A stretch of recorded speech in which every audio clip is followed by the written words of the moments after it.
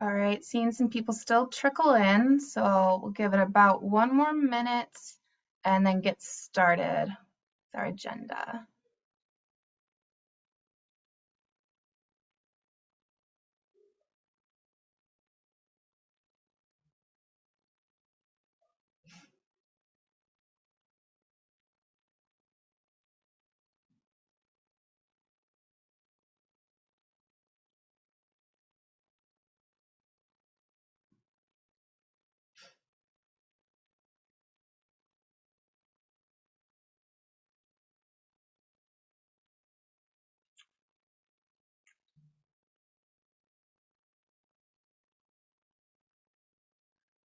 All right, well, I'm going to go ahead and get started. Thank you all for joining us today. My name is Kimora King, and I am an associate here at the Clean Energy Buyers Institute.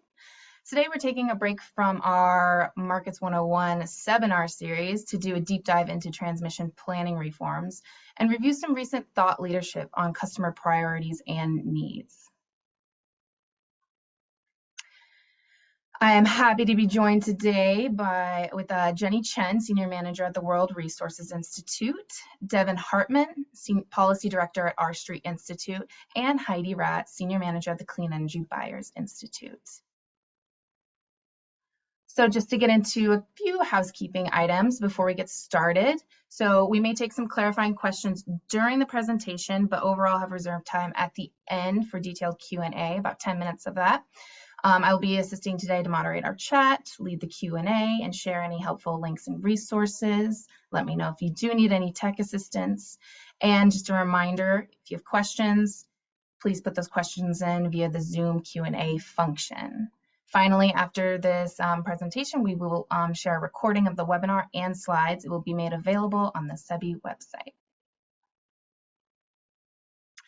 All right, so just getting a little into our agenda, we're going to start off with Heidi with an overview of the transmission planning reform white paper that CEBI has come out. So what's going on with the thought leadership at CEBI. Then Devin's going to talk about the R Street transmission planning reform paper that they recently came out with. And we'll end with Jenny, who's really going to talk about some of the commonalities, fill in some more diversifying perspectives on diversifying voices, and maybe talk a little bit about governance, how that's involved. Then we'll do some general chatting and wrap up with that Q&A. We should wrap up around 1:50, so to give you enough time to get to your next meetings. With that, I'm going to pass it off to Heidi. Thanks, Kimora. So before I jump into the content, I want to provide just a little more information on CEBI, the Clean Energy Buyers Institute. So CEBI is a public benefit institute dedicated to solving the toughest market and policy barriers to achieving a carbon-free energy system. Our affiliate organization, the Clean Energy Buyers Association, CEBA, is a business association who activates a community of energy customers and partners to deploy market and policy solutions for a carbon-free energy system. So collectively, these two organizations, referred to as the Alliance, have a shared 2030 aspiration of a 90% carbon-free US electricity system and a global community of energy customers driving clean energy deployment. So we may cite some CEBA work during this call just because it's helpful to highlight where customers are engaging in discussions. For example, CEBA just filed comments in FERC's rulemaking on transmission planning and cost allocation, and Kimora just shared a link in the chat if you want to see those comments. Thanks, Kimora. So a good place to start, I think, is maybe just a reminder of how important transmission is to customer clean energy goals. We know that a rapid transmission expansion is going to be critical for bringing high quality clean energy onto the grid. Studies estimate that the US transmission system needs to expand by 50 to 90%. And this is not only to meet customer clean energy goals, but to decarbonize the grid more broadly. There are substantial benefits to transmission expansion and optimization, including reliability and cost savings. But there's a wide variety of barriers the industry is working through. So for example, right now we have nearly 1,400 gigawatts of clean energy stuck in our interconnection queues, and customers are paying billions in transmission congestion. Moving on to the next slide. I thought it might be helpful for this conversation if we just pause a second to look at the plethora of reforms underway, even just at the FERC level. So I'm going to walk you through a little bit about what's going on. So right now, FERC has an open docket on reliability and the impacts of extreme weather. And just last month, some comments were filed in that docket. Like I mentioned earlier, just yesterday, CEBA and others filed comments in the open docket on transmission planning and cost allocation. Moving into next month, we have a technical conference on transmission planning and cost management. Keep an eye out for CEBI Director Adrian Mouton Henderson is going to be on one of those panels. And then also that month, comments are going to be filed in the open docket on interconnection procedures and agreements. Then finally, we'll wrap up the month with ISOs and RTOs and ISOs filing some deadlines, some reports in the FERC market design docket. So that last docket isn't exactly transmission planning, but there are some overlaps because it's really talking about the needs of a evolving resource mix. In November, we're going to come back to reliability. There's a technical conference that is commissioner-led and will be annual. And then right after that, FERC is going to sit down with states for the 5th time to have discussion through the task force. So as you can see, there are a lot of opportunities to work through our barriers right now. And I'm not going to go too much into detail here because I think Devin's going to pick this up later and talk a little bit about the relationships between these efforts. So moving on to our paper that I want to highlight today, Kamor, if you'll go to the next slide. One of the roles of the Institute is engaging experts to remove customer barriers to clean energy. So in light of all the opportunities I just walked through, about a year ago, the Institute decided to assemble a blue ribbon panel of transmission experts and really ask them, how do we better connect transmission planning to customer demand for clean energy? And we call our blue ribbon panel diverse because we wanted a variety of perspectives. So we had an academic, we had someone who was a developer, a utility, an advocate, a former commissioner in a non-RTO area to make sure we're really getting a wide variety of ideas. And we also spent some time talking to customers to better understand what their experiences were with transmission and resource planning. Thank you, Kamor, for the link to the paper. Transmission planning reforms to support large customer clean energy demand and investment. I know it's a mouthful, but we're going for specificity. And really what we found through these discussions was this consensus that customer demand is a meaningful driver, but it's often overlooked and it's disconnected from transmission planning. And I'll just note that Jenny, who is also on this webinar, was really helpful with this paper and guided the research. So Kamora, next slide.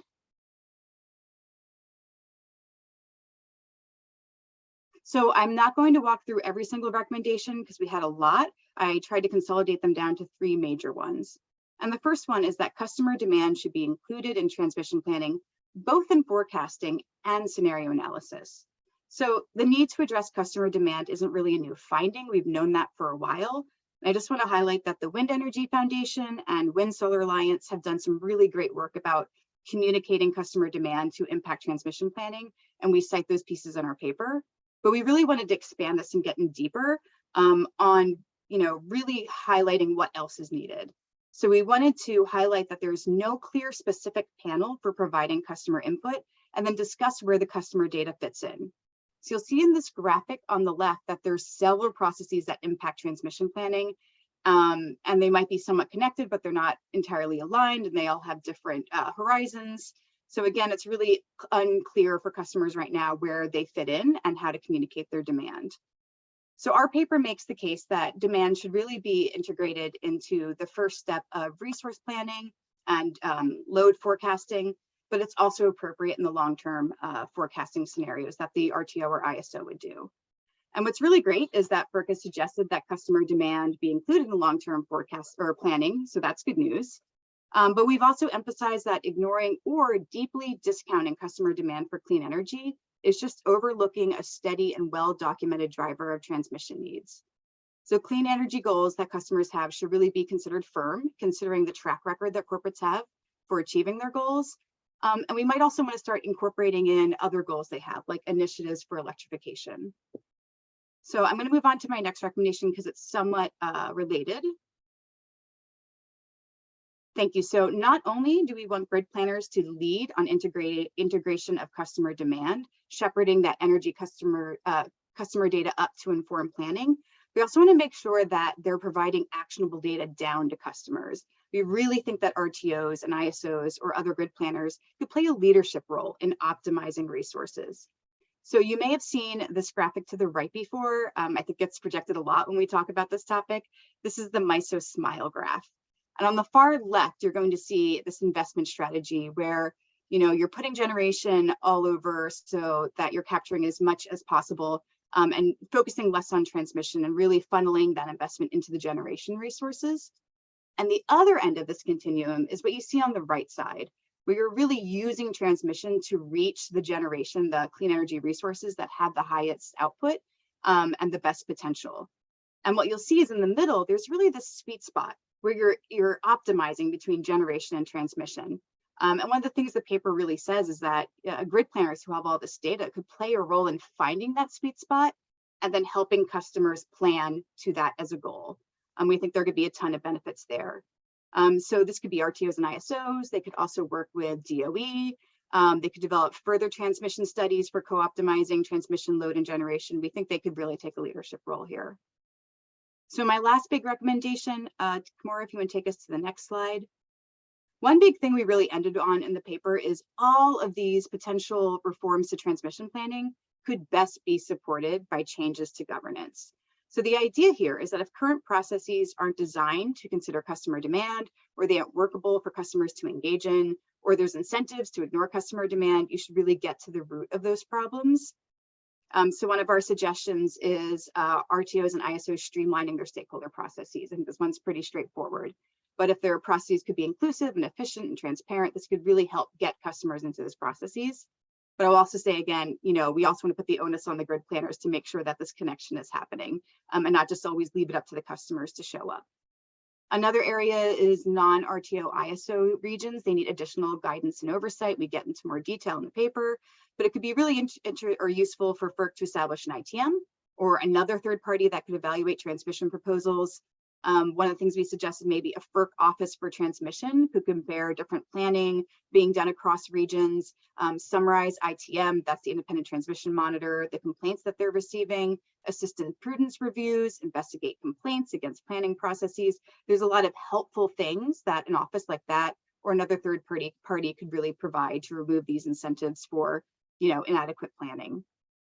And then also FERC should increase the independence and accountability of RTOs and ISOs. I think some of the things I mentioned already lead to that outcome, but we have a lot more ideas in the paper. I think I will stop here because I know Jenny and Devin are also going to pick up on planning and governance.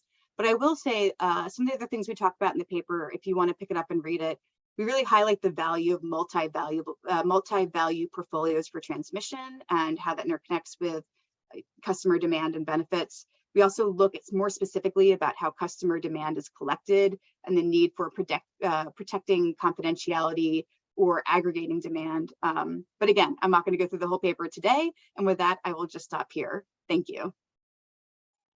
Great, thank you, Heidi. Do recommend looking at that paper. It's really got just like a good summary of all the recommendations as well. We're going to pass it off now to Devin. Devin, go ahead, feel free to take it away.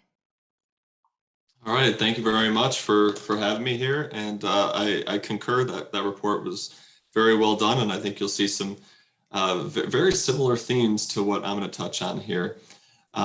Next slide, please. I think most of you are probably familiar with our Street Institute, but just as the 10-second backgrounder, we're best classified as a pragmatic free market think tank, and then we tend to focus on a lot of things that affect decision making at the margin, thus things like regulatory records, not just putting out white papers. But I'm actually going to talk about both forms of engagement here today. Next slide, please. And so Heidi did a nice job of teeing up a lot of the motivations here. I'll just put a bow on some of this here and then talk about the backstory of the project that we did, and then that sets up some of the strategic conversations of next engagements. So first off, I would kind of classify the current state of transmission policy and just the way that the industry is structured in this particular segment as particularly problematic overall. And so there's no hyperbole to say that you kind of need an overhaul of regulatory elements in this domain. I think starting off right away with a couple of the core drivers of the inefficiencies. One is the incredibly reactive and siloed manner in which transmission planning is done today, right? We're planning multi-decade infrastructure based on very short-term conditions. and then we're not factoring in all the benefits. And even when we do factor in benefits, we tend to only look at different projects in different silos and not looking at the benefits that they would holistically provide. So thanks for providing the link there. So I think that's a big core driver of problems today. Another one is, I think it's important for everyone to appreciate the implicit incentive structure and explicit incentive structure of the actors in this space. So one is that transmission owners fall under cost of service regulation. So this is not the standard competitive enterprise model. So you're not going to see a motivation to pursue capital efficiency. In many forms of transmission operations today, there's zero competitive discipline at all. And so really in the absence of sort of like, sort of an open market competitive process, the regulatory process can impose economic discipline. I think we're all more familiar with how that gets done at the state level. But right now, what we see is that there's two pathways to have economic discipline in this industry, both for planning and operating existing assets much better.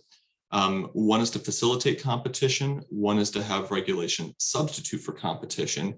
And currently, a lot of transmission development doesn't fall under either category, which explains a lot of why you see strategic behavior by incumbent transmission owners to pursue projects in those channels. And that explains a lot of the drivers of why we see problematic areas of inefficient transmission development and foregoing some of the more efficient forms of transmission development.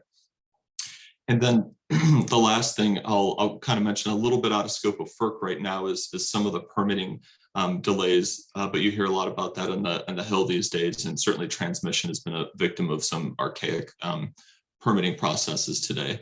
And so in short, the consequences of this actually over the next few decades, I think you're looking at hundreds of billions of dollars of foregone cost savings compared to what an efficient regulatory paradigm would get you. You actually have as many incentives to suppress innovation as you do to even explore it or expand it. Some major questions about like the optimal resilience planning of the system and development, especially with extreme weather events.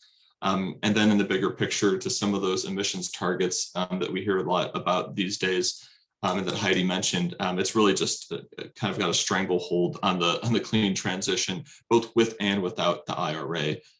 There's a lot of new thinking going forward in the post-IRA worldview, just what impact the clean transition is, what is the new updated outlook. And it all kind of comes back to the point of like half the battle is getting transmission reform.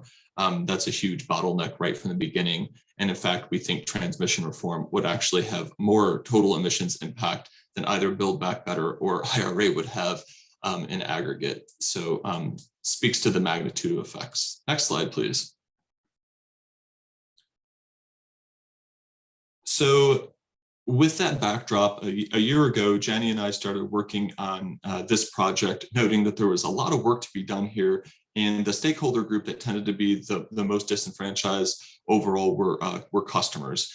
And so we wanted to pull together customer groups and start to really dig into this to understand like what are their perspectives, and then sprinkle in analysis on the technical side, really looking at the net benefits of potential reforms, as well as putting in a procedural or more legal lens of how to get this done through the regulatory process. And sort of the output of this were three categories of technical reforms, and then one that got more to questions of institutional design. The first is just improved planning, which we'll dig into a lot today. The second is optimizing existing infrastructure, which I think is a grossly underappreciated domain in terms of the magnitude and expediency of effects that can have. The third is getting, I think, the story correct on how to facilitate effective competition. And then lastly, what Jenny in particular will dig into, I think, later here is how quality governance is sort of like the connective tissue that goes underneath all of these technical reforms. And in fact, when we think about governance reforms, we need to be thinking about the way that they augment all these technical reforms in the aggregate. Next slide, please. So if you break out those three technical reform areas in a bit more detail, I think we see a few things kind of jumping out here. First, sorry for the sort of like molecular chemistry appearance on the slide here, but I was trying to incorporate a few things here. First off, let's start off with quality planning. I think there's a few big elements that go into that arena to make that a successful reform. So first off, you hear a lot about the proactive and holistic planning, and Heidi did a nice job laying out some of those considerations. I also think that you have major synergies with generator interconnection reform. And we'll dig into that a little bit more later because there's parallel reform tracks to both planning and generator interconnection right now that really need to be harmonized to have the desired outcome. And then of course, there's the institutional component. And that's where the independent planning and oversight is really critical in this, because you can have all the requirements in place on the technical side, but if the underlying process is not governed well, and we continue with a lack of oversight, we're going to have problems. And of course, the most severe conditions are outside of RTOs, where things are just really opaque, and there's not even a bare baseline of an attempt to have independent planning. Whereas at least within the RTO regions, you can really talk about refinement to achieve that objective. And I think an interesting comparison here is you go to the components of effective competition, and actually two of the bubbles here, two of the components I flagged are actually the same, which kind of shows, I think, when we come back to what we think about like a NOPR strategy going forward, we need to recognize actually that when you have better technical criteria specified, especially like longer planning horizons, that removes a lot of the ability for the strategic behavior that's undermined competition and enabled a lot of those inefficient builds to develop.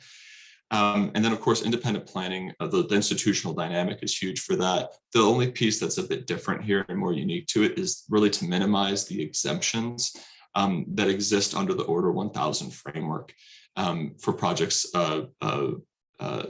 eligibility criteria for competitive solicitations. And then the third part of the wheel here, to optimize the existing infrastructure, I'd emphasize that this is mostly on the technical side, it's mostly an operations practice reform arena. There's things, for example, in quality planning that do get into using advanced transmission technologies. That's important.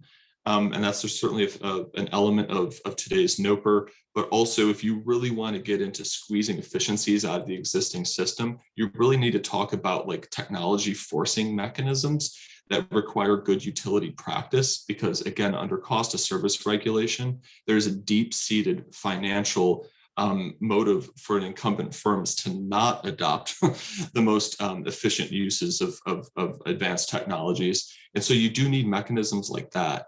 Now, a big piece that is inhibiting FERC's ability to make that finding is that you can't really measure and quantify financial transmission congestion outside of the RTOs well. And this is a huge problem because FERC is primarily going to go after these grid enhancing technologies through what we call pro forma tariff changes, which are more across all footprints, irrespective of RTO status. And so this is where having an independent transmission monitor that could quantify congestion better, but also then assess the impacts outside of RTOs would then provide a better evidentiary record that could set up those technology-specific orderings. Next slide, please. So the way that I would kind of stress, like, of all those pending FERC engagements that Heidi threw up on her slide, and I'll throw in a couple more ideas, I think this overarching strategy can kind of come together in a few fronts to move forward. There's a ton of momentum on a few fronts right now. First off, on the transmission planning NOPR, the proactive elements that they have in there, like the planning horizon, the scenario and sensitivity analysis considerations, are great. That'll be huge, just as is, I think.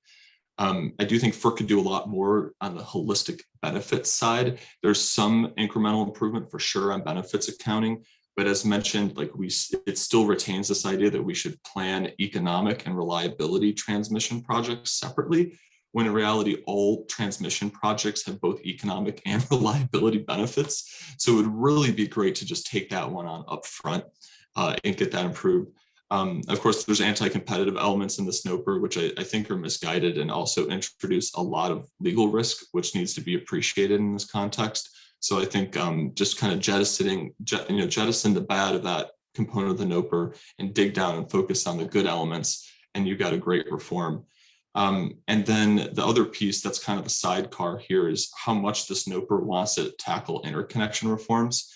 And then, of course, you have this separate generator interconnection NOPR right now, and the comment periods are very close to each other. So FERC will definitely consider them to some degree in tandem.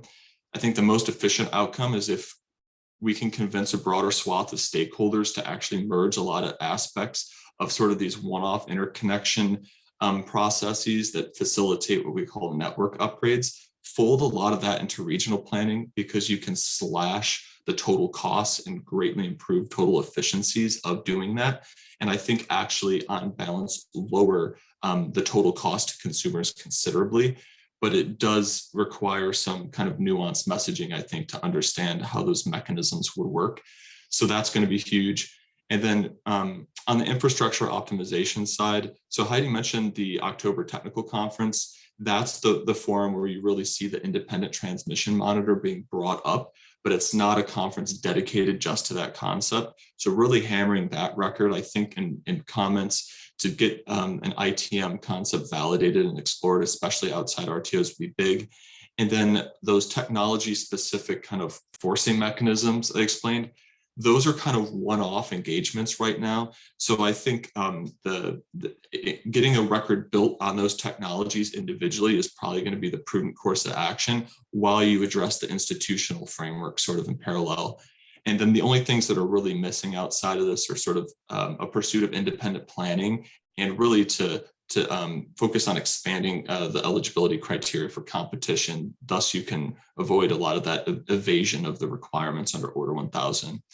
And I think on the timeline side, it's important to note that on the planning horizon, reforms, like by the time you get compliance filings done and everything with the planning NOPR, you're probably looking at 2027 to actually implement a lot of this stuff.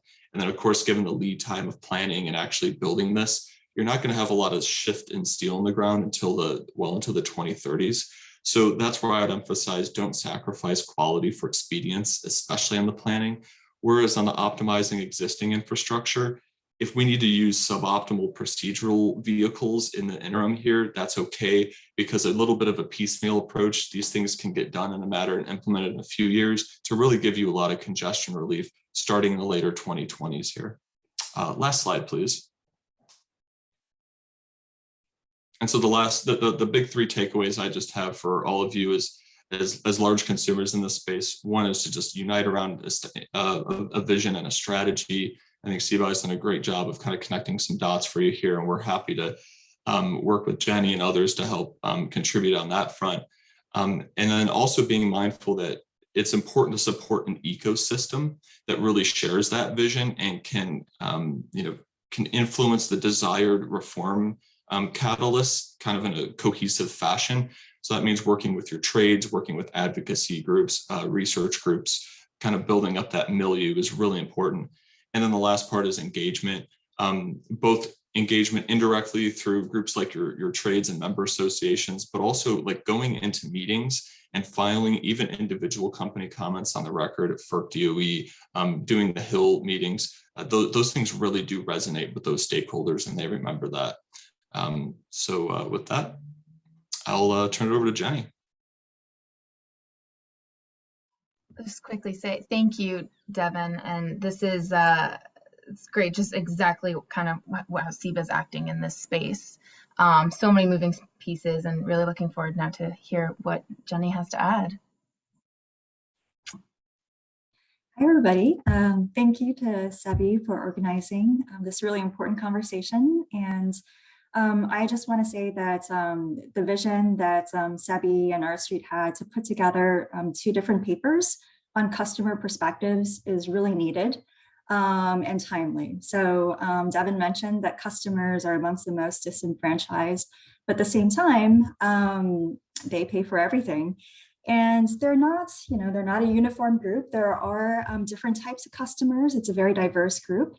but at the same time, they do have a lot of common goals. So having this type of this conversation amongst customers is really helpful. So I wanted to highlight a couple different things between the two papers. The two papers took different approaches to getting at what it is that customers need and how we can find solutions to address those needs. So with CEBI, as Heidi mentioned, it was a lot of interviews with a diverse panel of transmission experts from different areas. As well as interviewing and getting feedback on the drafts from them and also from large customers. And with our street, the paper research approach was we convened a set of diverse customers, actually. So consumer advocate representatives, representatives from industrial customers, as well as clean energy buyers.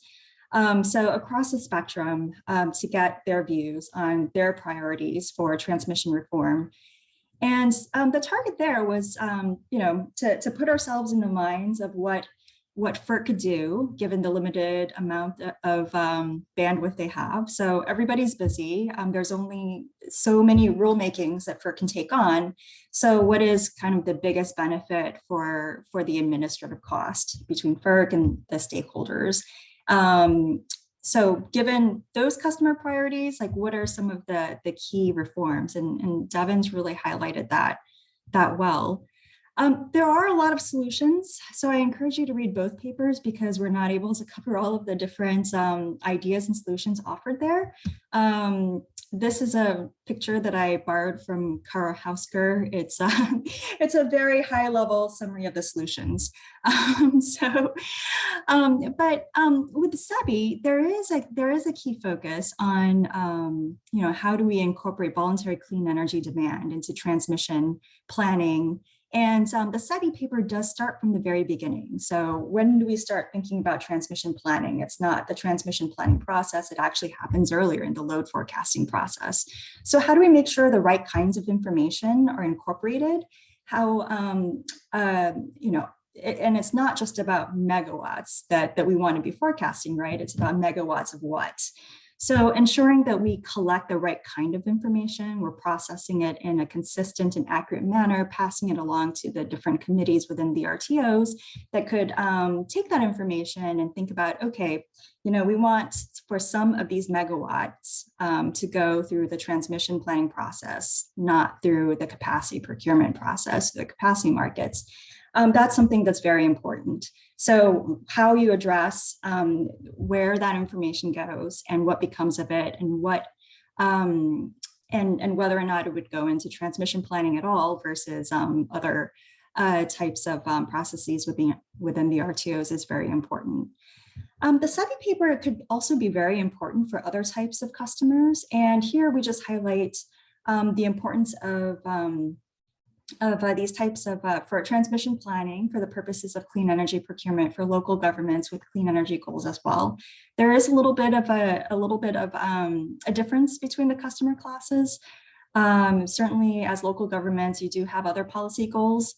And this is not to say that large clean energy buyers in the corporate world don't have these goals, but local governments also do have to think a lot about equity and siting considerations. In addition to other social goals. So, but I think a lot of the key concepts in this paper could apply to that set of customers too. The R Street paper, so what would FERC do? That's the WWFD, to optimize the reform outcomes. We did speak to that a little bit. Devin was very good about explaining the synergies between the different pillars. And if we go to the next slide, we can get into that a little bit more. So we do want to talk a little bit about the agreements between the customer, different types of customers, and then we'll talk a little bit more about the governance reform. But between all of the different customers, there was a strong agreement on the need for a modern and updated grid, but updating the grid has to be done in a way that's efficient and timely, and planning is really important. So, so that was a key message, and we really need true cost discipline. And Devin, spoke to the importance of competition. And I think maybe the issue here is governance bleeds into everything. So I'm just going to bring that up front, actually, because when we talk about planning, good planning, we need more information. We need for a central entity that can act independently of some of the key players, like the transmission planners, to provide information to customers, provide information to all stakeholders involved. Help with some of the technical planning aspects of transmission, which can be very opaque and technical, and help them see how different types of scenarios could help achieve their goals. So having an entity, which in RTO regions is the RTO itself, do independent planning. So, there are reforms that could be made there in terms of achieving true independence in RTOs is important.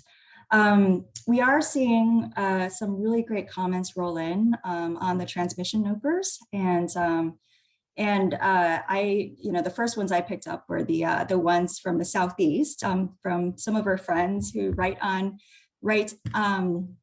the barriers to renewable and clean energy procurement in the Southeast. And in the Southeast, where there isn't an independent transmission planner, and the utilities are saying, well, we do our own planning and we don't want for you to encroach on states' policies or states' authority, it's quite revealing when it's demonstrated that some of these states they're not involved in the planning with your utilities. And the states don't really see some of these plans until they get to the cost recovery phase, or they need to approve of a certificate of need. So, so if you read nothing else, I encourage you to read some of these papers, some of these comments from the non-RTO regions. So that's the spiel on governance reform and the need for true independent planning.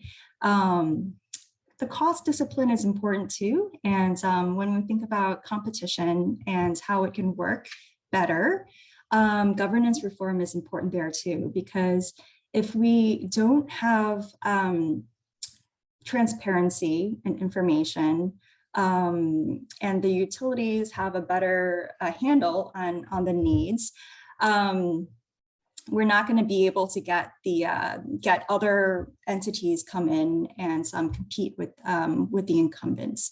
So one example that's offered in these papers is Dominion. So Dominion, as you know, has a lot of data centers in its footprint. Many of these data centers are serving customers with a lot of clean energy goals. And unfortunately, so Dominion does update the load forecast in PJM, but they may not provide that information on a timely basis.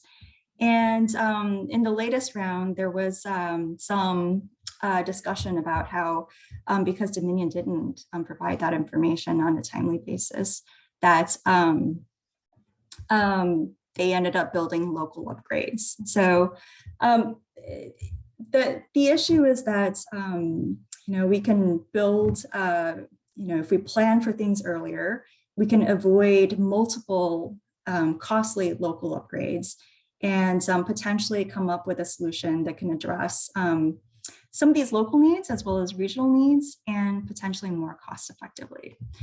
So, so I think maybe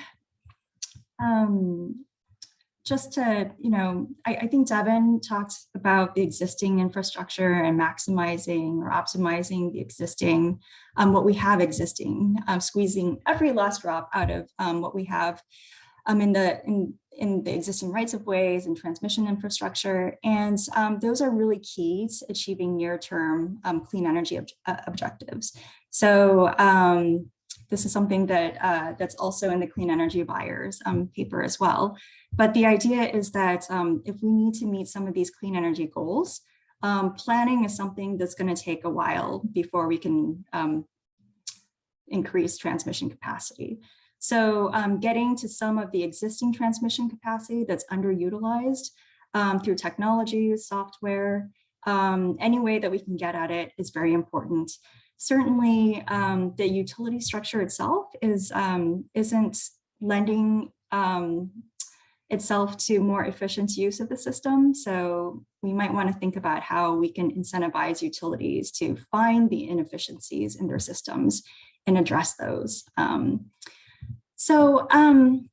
With that, I think we have a couple of other things that we can speak to, but I'm going to pass it back to Kimura to see if you have any questions, and certainly if the audience has any questions.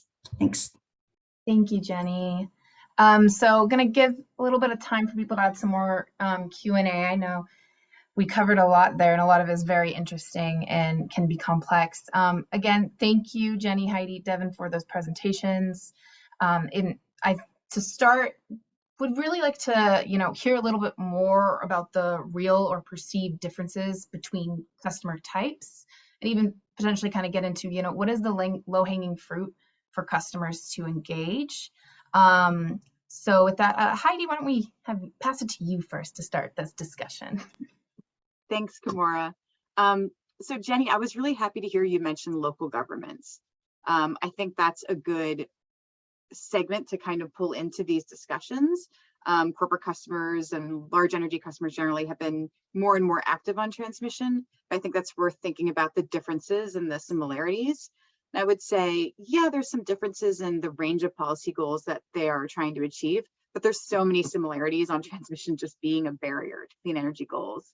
So I'd say one thing that's really helped corporates is working through associations or as a coalition, finding parties who are on the ground or like them with the same goals to work together has been really helpful for overcoming capacity. So I'd love to see cities similarly engage. And then thinking about low-hanging fruit, Devin, I think you mentioned like how long the time frame is for us to actually see steel in the ground or see changes to planning processes. I think a lot of what our paper focused on was asking the grid planners to be leaders here. So it's one thing for waiting, to see how FERC's reforms roll out and, working on complying, but it'd be really nice for customers to be starting conversations with their grid planners now and saying, well, now that we know this, how are you going to help us engage? What can you do to help us optimize? But I'll stop there. I don't know if anyone else wants to chime in.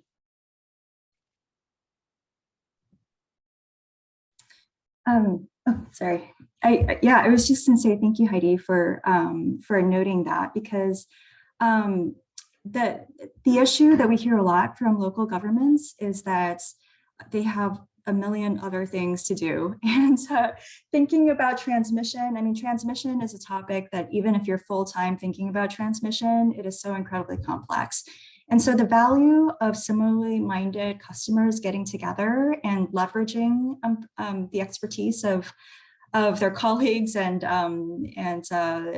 essentially friends across, in different cities and different corporate energy procurement departments could be very helpful. So WRI does have a cities coalition that we would love to expand. And I know that certainly working more with clean energy buyers, thinking about commonalities and what kind of common reforms they can pursue, how they can more regularly share information would be very helpful. So I would say there are definitely a lot of commonalities there that we could leverage.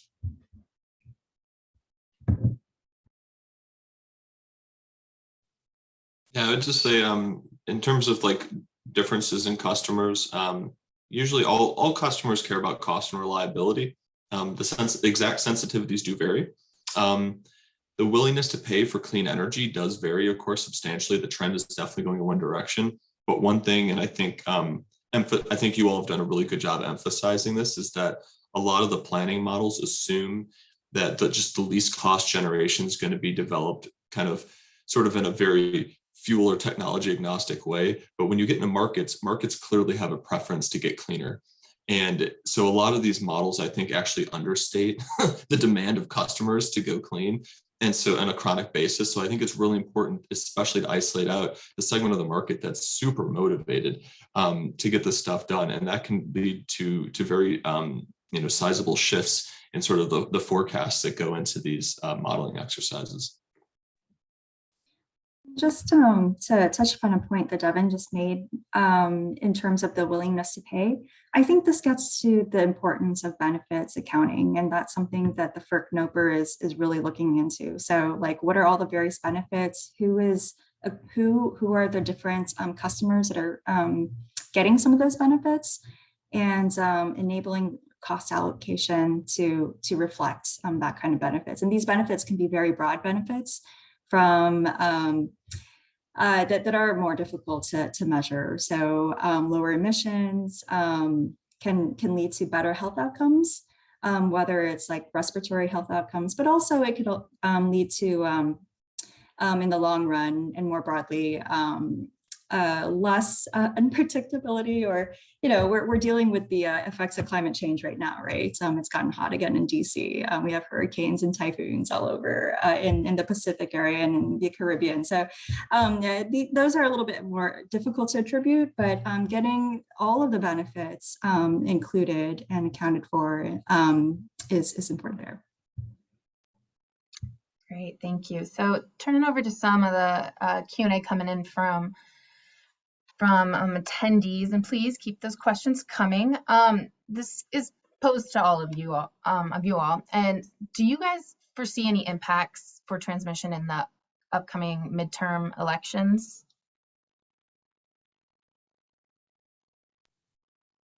I mean, most of the stuff, we get into the role of Congress in this whole discussion.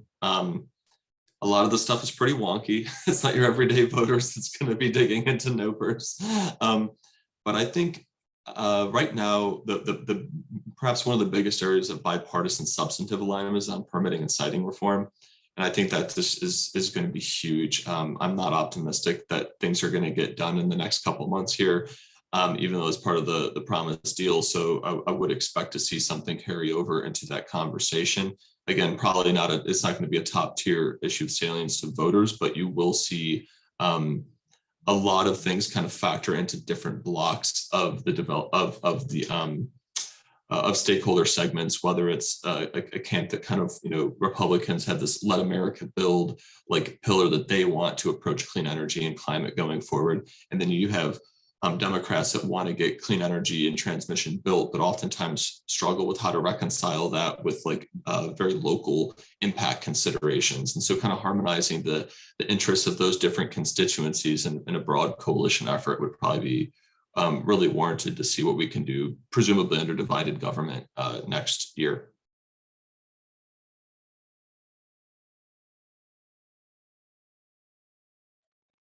Great, thank you, Devin. So Jenny, this is a question geared towards you. What are some transmission stakeholder processes that are working well? So stakeholder processes are very complex and time consuming. So maybe what I can do is highlight some practices in the past that have worked out well. So certainly there have been some reports on, like, say, the siting practices up in Minnesota. University of Minnesota did a nice report on CapEx 2020. And one of the things that I like to highlight from that process is that, you know, the utilities remembered the 70s, where siting transmission was so controversial that there were protests, and landowners were toppling electrified transmission towers, which is very dangerous, but this is how irate they were. And so the second time around, what they did was they reached out and they met with these stakeholders pretty much anywhere, anytime they wanted to meet. So the idea was that they didn't want to be talking with landowners for the first time during a public hearing, and they reached out early and they made themselves available. And I think that you know, some of that some of the reports from that event indicated that it's not really possible to get agreement from everybody, but you do have to try the best, you know, that you can. And some of the questions that they did get back were things like, well, you know, do you really need these lines? Can't we just, would energy efficiency and distributed energy resources take care of the issue? And I think that's a real, it's a real question, and it's a really important one too. And for something like that, being able to say, look, we've done as much as we can from a cost-effective or cost-efficient perspective to getting as much energy efficiency on the system, and demand-side resources, both demand response and distributed energy resources, is important. So I think in that type of stakeholder engagement, it's really important to be able to show and not only tell, because if you've done that kind of homework in advance, you're better equipped to address those concerns. There was one other example I'd like to highlight, and this is with the Morongo tribe and Southern California Edison, and with the Mohawk tribe and Hydro-Quebec. So in both of those instances, in siting across the Mohawks land or the Morongos land, they actually offer joint ownership with these tribes. So the interesting thing is that you can offer to pay for an easement to site across someone's land, but if you offer joint ownership, it provides a little bit more of a sense of ownership. And so I think having that kind of, coming up with creative solutions, really being ready to strike those kinds of deals could be really helpful too. And if I could chime in, I have what I think might be an example, although it's not an RTO or a utility, but I think it's worth noting that the Department of Energy has a national transmission planning study underway that it's working on with NREL and PNNL. And really the goal is to identify interregional and national strategies for decarbonization through transmission planning. And one key element is engaging with stakeholders. So actually Komora has been really engaged in this process, talking about how to incorporate customer demand. And I think we've been really hopeful that this could be a good example for future transmission planning on what that looks like. Thank you, Heidi. All right, guys. So we are about at time here. We wanted to make sure we ended where you've got enough time to get to your next meetings. Let me get these slides up. All right, perfect. So again, just want to share these resources and contacts again for future use. We will be sharing these slides, so you will be getting these to be able to look back over. And I want to end with saying, thank you for joining us all. Thank you for adding to the conversation with your questions.